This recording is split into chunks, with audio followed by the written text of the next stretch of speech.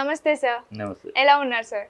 Always always. Sir ఇప్పుడు CM Revanth Reddy గారి comments చూసుకుంటే అసలు తెలంగాణ రాష్ట్రానికి అప్పు ఉట్టట్లేదు, బ్యాంకులకు పోతే దొంగల లెక్క చూస్తున్నారు, ఢిల్లీకి పోతే చెప్పులెత్తుకుపోయడం లెక్క చూస్తున్నారు అని ఈ కామెంట్స్ ఎలా చూడాలి అసలు? రేవంత్ రెడ్డిలు అంటాడు, సీఎం అయితే అలాగే చూస్తారు. ఓకే, ఇప్పుడు సీఎం వ్యక్తిత్వాన్ని బట్టి ఉంటుంది. మరి కేసీఆర్ ఉన్నప్పుడు చూడలేదే, కేసీఆర్ ఉన్నప్పుడు అలా చూడలేదు. తెలంగాణ నుంచి వచ్చారని గౌరవంగా చూసారు, రెస్పెక్ట్ చూసారు. మనిషిని బట్టి ఉంటుంది, మీ బిహేవియర్ బట్టి ఉంటుంది, మీ మాటలు బట్టి ఉంటుంది. ఈ రేవంత్ రెడ్డిని చూడగానే అతని భాష, అతని తీరు, అతని బిహేవియర్ అంతా చూస్తే ఇతను నమ్మి ఎక్కడ కడతావు, చేసే పనులు హైదరాబాద్కి కూల్స్తున్నారు. కట్టి వీళ్ళే పర్మిషన్ ఇచ్చారు. కాంగ్రెస్ ప్రభుత్వంలో 2009 పర్మిషన్ ఇచ్చినన్నింటి ఇప్పుడు కూలుస్తున్నారు. వీళ్ళే లంచాలు తిని పర్మిషన్లు ఇస్తారు, వీళ్ళే ఇప్పుడు లంచాల కోసం కూలుస్తారు. ఈ మాట సరే కానీ జెంటిల్గా ఉంటుందా మాట? ఈ జెంటిల్మెన్ మాట అయినా కనీసం ఏదో పెద్దదిగా ఉన్నాడని ఈ మాట తీరు లేదు. రేపు వీడికి ఇలాంటి వాళ్ళకి అప్పిస్తే రేపు నీకు బిబ్బే నీ అబ్బకు బిబ్బే అంటారేమో. వీళ్ళ భాష తీరు అట్లాగే ఉంది. కానీ ఎవరు మనిషిని బట్టి, మీరు వ్యక్తిత్వాన్ని బట్టి ఉంటుంది, మీ మెయింటైన్ చేసే విధానాన్ని బట్టి ఉంటుంది. అప్పిచ్చేవాడు కూడా ఎవడు పడితే వాడికి అప్పిస్తాడు. అప్పు ఇచ్చాడు ₹1,00,000 అప్పు కావాలంటే కూడా నీ వ్యక్తిత్వాన్ని బట్టి, నీ మాట తీరుని బట్టి చేసి వీడికి ఇస్తే తిరిగి ఇస్తాడు, నమ్మకాన్ని బట్టి ఇస్తాడు. లేకపోతే ఏమో వీడికి ఇచ్చే గంగల పూసేటట్టు ఏదో సాగి పంపిస్తారు. నేను చూడగానే ఇలా అనిపిస్తుంది మరి ప్రజల బ్యాంకులకి, ఇది ఇచ్చేవాడు కాదు, మన పక్కనామాలు పెట్టేవాడు, ఈ నమ్మిస్తే ఎట్లాగూ ఏ కురుస్తాడో రేపు మన కురుస్తాడో తెలీదు అంత అన్నారు. ఢిల్లీకి వెళ్ళా, మరి ఢిల్లీలో చెప్పులు పోసేవాళ్ళగా చూస్తాడంటే, నువ్వు ఢిల్లీ వెళ్తే ఎందుకు ఎక్కడికి వెళ్తున్నావు? రాహుల్ గాంధీ కాళ్ళ దగ్గర కూర్చుంటానికి వెళ్తున్నావు, సోనియా గాంధీ కాళ్ళ కూర్చోటానికి వెళ్తున్నావు. ఇప్పటికి 54 సార్లు వెళ్ళావు, వచ్చింది 5 ఏళ్ళు.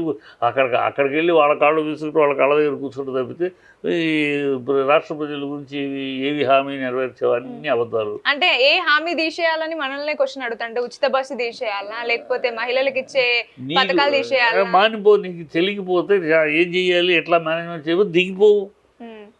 మీ ప్రభుత్వంలోనే వేరే ఉండేవాళ్ళు ఎవరన్నా కూర్చొని నీకు చేత కాదు, నీకు తెలియట్లేదు, ఏం చేయాలో ప్రజల్ని అడిగితే, ప్రజల్ని అడిగేవాడు నాకు తెలియదు నువ్వు చెప్పు అనేవాడు. నాయకుడు ఎట్లా అవుతాడమ్మా? అసలు పాలకుడు ఎట్లా అవుతాడు? నీకు తెలియలేదా? వదిలేసే, పక్కన దిగిపో, మీ పార్టీలో ఇంకోటి ఎవరైనా పెట్టుకో, దిగిపోయి మాకు ఇవ్వమంటలేదు. నువ్వే వేరే మనిషి కొంచెం విషయం చేయగలిగిన వాడిని, మాట్లాడగలిగిన వాడిని, సమర్థత ఉన్నవాడిని, కొంచెం భాష సంస్కారం ఉన్నవాడిని, ఓ పద్ధతిగా డీల్ చేయగలిగిన వాడిని పెట్టుకోండి. నీకు పద్ధతిగా మాట్లాడటం తెలియదు, పద్ధతిగా డీల్ చేయడం తెలియదు, ఒక సంస్కారవంతంగా రాజకీయాలు మాట్లాడటం తెలియదు, వీధి భాష మాట్లాడతావు, చిల్లర భాష మాట్లాడతావు. నిన్ను ఎవడు నమ్ముతాడు? ఏ బ్యాంకు నమ్ముద్ది? ఎవరు నమ్ముతారు? నీ భాషను బట్టి, నీ తీరును బట్టి, నీ లక్షణాలను బట్టి నీకు దండం పెడతారు. ఇప్పుడు అందాల పోటీకి అన్ని కోట్లు వస్తున్నాయి కానీ ఇప్పుడు ఆ తెలంగాణకు అప్పు పుట్టట్లేదు అనడం ఎట్లా చూడాలి? అదే ఇప్పుడు ఆయన విజ్ఞతకు వదిలేయాలి. అందాల పోటీలు ఏంటమ్మా? అసలు ఏం అవసరం? ఇవాళ బీజేపీ ఏం చేస్తుంది, ఈ మహిళా సంఘాలు ఏం చేస్తున్నారు? అందాల పోటీలు ఏంటమ్మా? అందాల పోటీలు ఏం చేస్తున్నారు? అందాల పోటీలు ఏమిటి? అర్ధనగ్న ప్రదర్శన. అది అందాల పోటీ, అర్ధనగ్న ప్రదర్శన.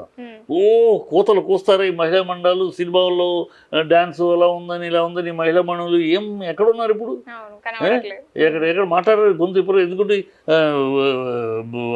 అంత పెద్ద ఆర్గనైజేషన్లు బాగా డబ్బులు ఉన్నాయి, మీరు నోరు తీస్తే డబ్బులతో మీ నోరు మూయిస్తారనా? ఎందుకు మాట్లాడరే? అది అసలు అద్దాల పోటీల వల్ల ఈ సమాజానికి ఏం ప్రయోజనం, ఈ ప్రజానీకానికి ఏం ప్రయోజనం? ఎవరికో వాణిజ్యం, అమ్మాయి ఒకవేళ అందాల అమ్మాయి అయిందంటే సినిమాల వేషాలు వస్తాయి, లేదా ఏదో యాడ్స్ చేసుకుంటుంది. ఈ సమాజానికి ఏంటి ప్రయోజనం? సంస్కారవంతమైన సమాజం, సంస్కారవంతమైన ప్రోగ్రామ్ అది ఏమన్నా? అది ఏమన్నా మన సంస్కారం, మన సంస్కృతి సాంప్రదాయమా? ఏం కాదు, ఇది వెస్ట్రన్ కల్చరు. వెస్ట్రన్ కల్చరు తొడలు చూపిస్తూ, స్కేవేజ్ చూపిస్తూ, జబ్బలు చూపిస్తూ అర్ధనగ్ర ప్రదర్శన. అర్ధనగ్ర ప్రదర్శనని అందాల పోటీలోనే ఒక పేరు పెట్టి అది చేస్తే ఎవరు ఎందుకు ఎంకరేజ్ చేస్తున్నారు? ఈ ఆడవాళ్ళు ఏం మాట్లాడుతున్నారు?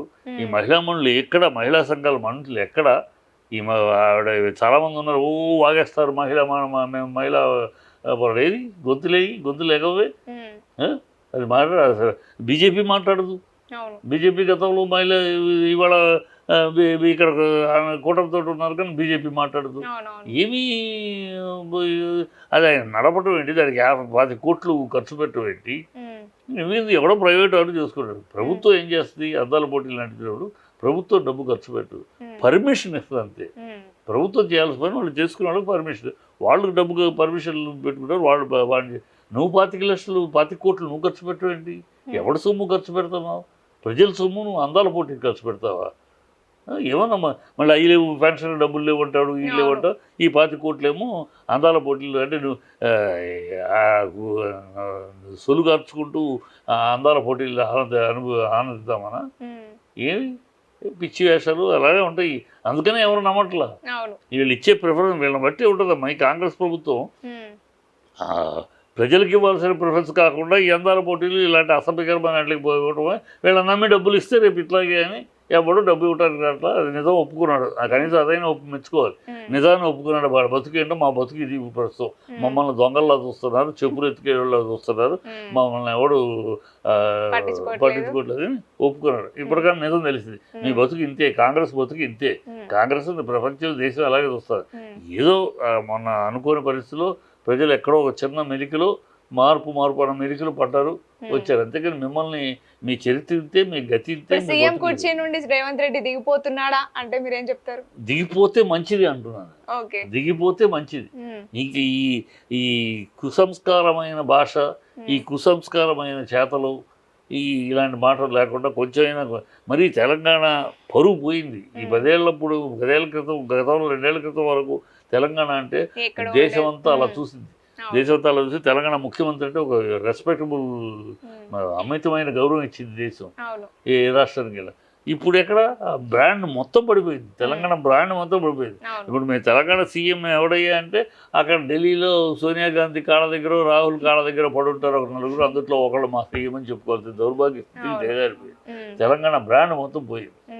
అది ఈ మహానుభావుడు దిగిపోయి ఇంకెవరో కొంచెం గౌరవ కోమటిరెడ్డి వెంకటరెడ్డి అంటాడు, లేదా ఉత్తమ్ కుమార్ రెడ్డి అంటాడు, ఎవరినో కూర్చోబెట్టుకుంటే కాస్త పరుగు పోదు. లేకపోతే ఇదే ఐశ్వర్యం వచ్చింది ఆయేడే, అడుగుతుంది ఆయేడని ఈ కాంగ్రెస్ ప్రభుత్వానికి అధికారం వచ్చింది ఈసారి. ఈ మొత్తం మూసుకుపోయేది ఈసారి, కొట్టు మూసేసుకునే పోయేది.